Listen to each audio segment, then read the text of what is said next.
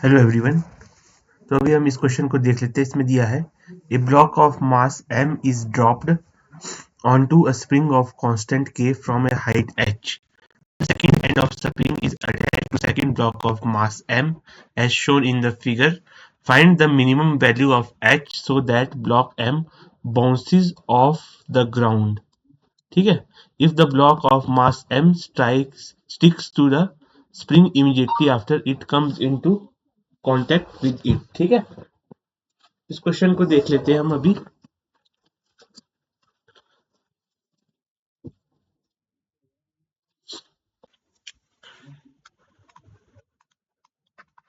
तो सबसे पहले क्या करते हैं, इसके एफबीडी बना देते हैं हम।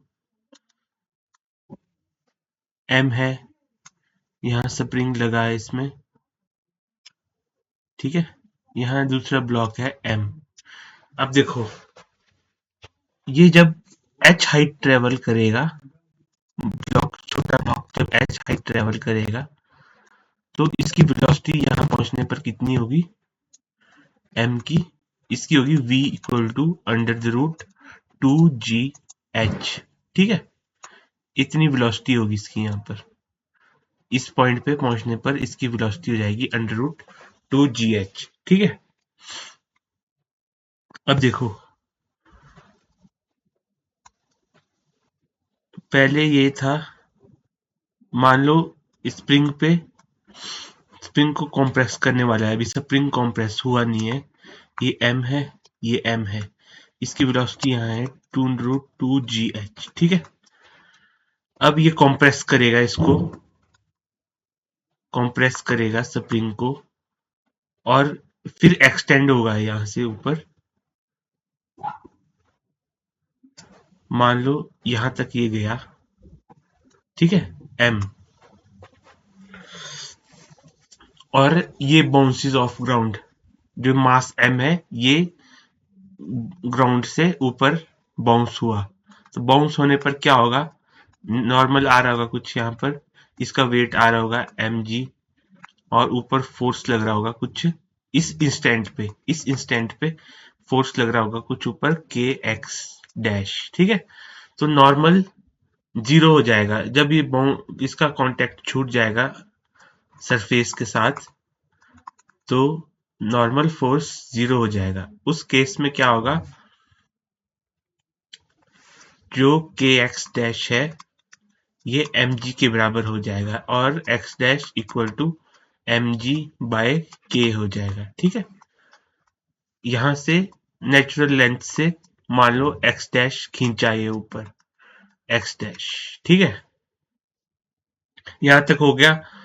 अब हमारे को पूछा है इसमें minimum h value of h so that m bounces of the ground. Minimum value of h निकालनी है।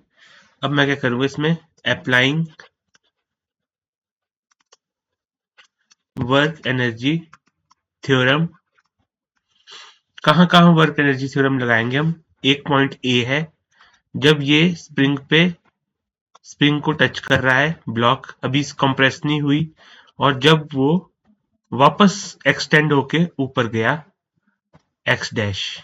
ठीक है, इन दो पॉइंट के बीच में हम वर्क एनर्जी थ्योरम लगाएंगे।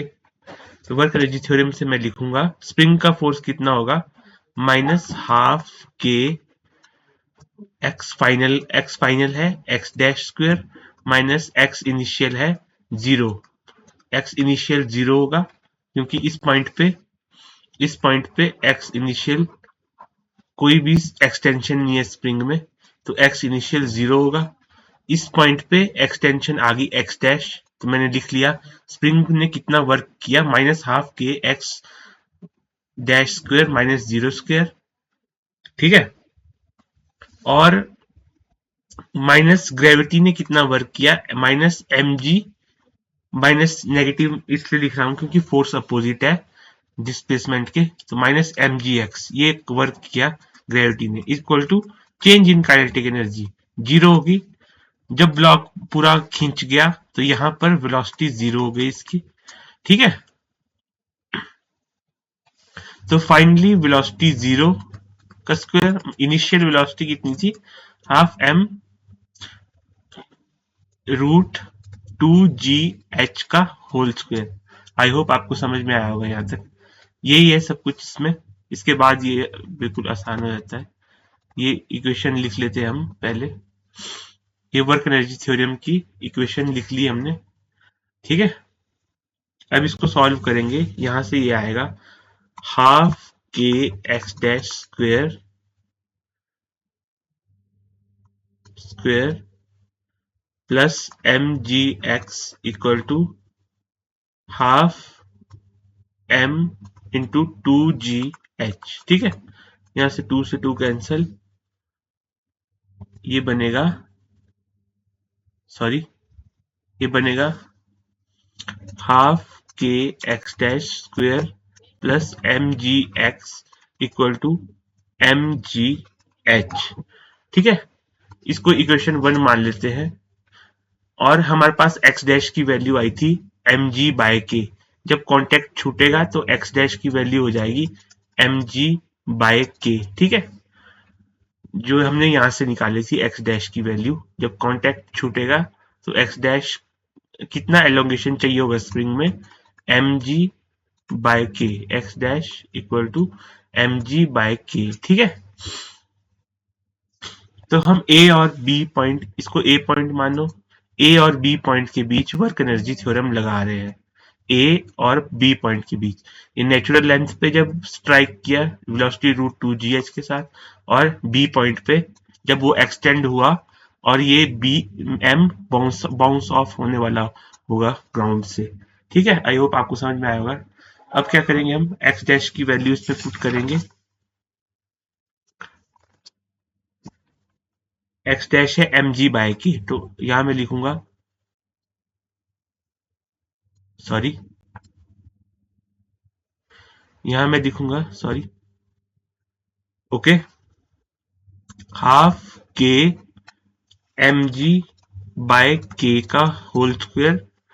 ठीक है, plus M g into m ji by k equal to M G H. ठीक है, तो इसको सॉल्व करेंगे। यहां से half k m square g square by k square, k से k cancel, plus m m g square by k equal to M G H. ठीक है,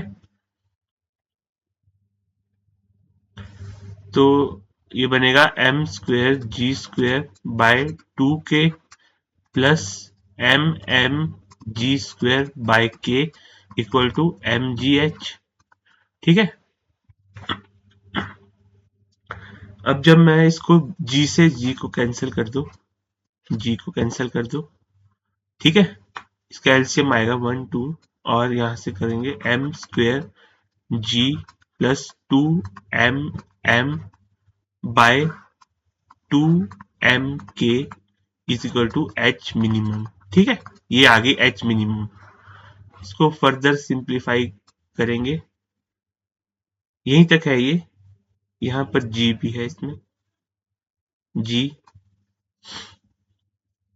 ये बनेगा H minimum equal to M square plus 2 m into G upon 2 m k।